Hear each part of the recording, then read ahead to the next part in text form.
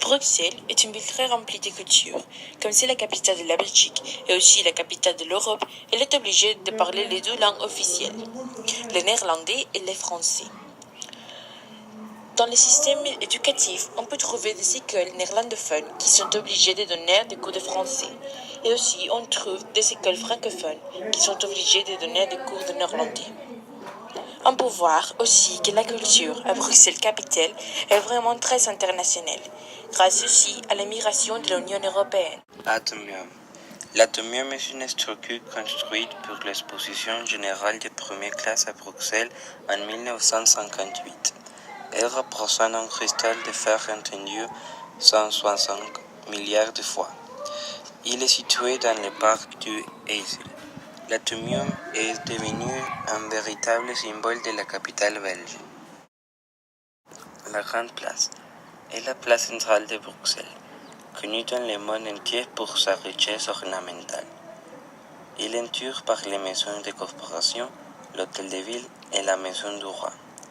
Il est considéré comme l'une des plus belles places du monde, entre autres selon Victor Hugo.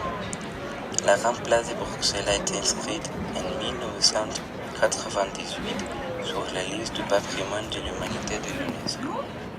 Mannequin Pi, signifiant le petit homme qui pissait, en néerlandais, et un fontaine qui représente un petit garçon nu en train d'uriner. Elle est située au cœur de Bruxelles, à 2 pas de la Grande Place. Depuis 1965, la statue présente sur la place et on copie à l'identique.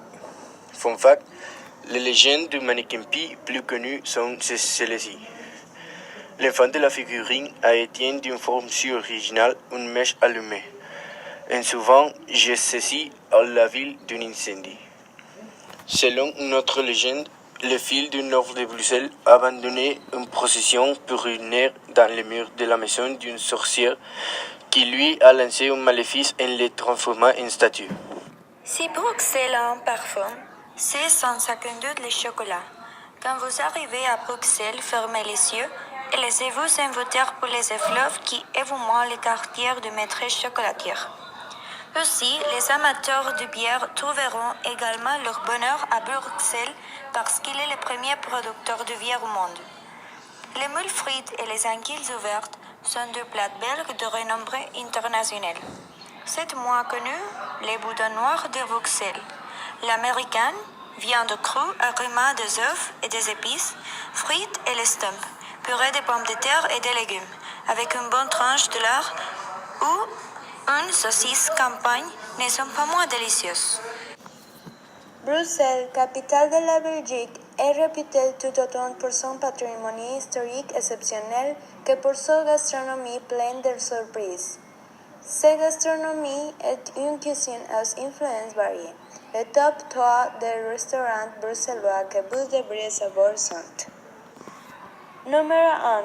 Comme chez soi demeure le grand restaurant gastronomique de la capitale, raflant au passage 12 étoiles Michelin.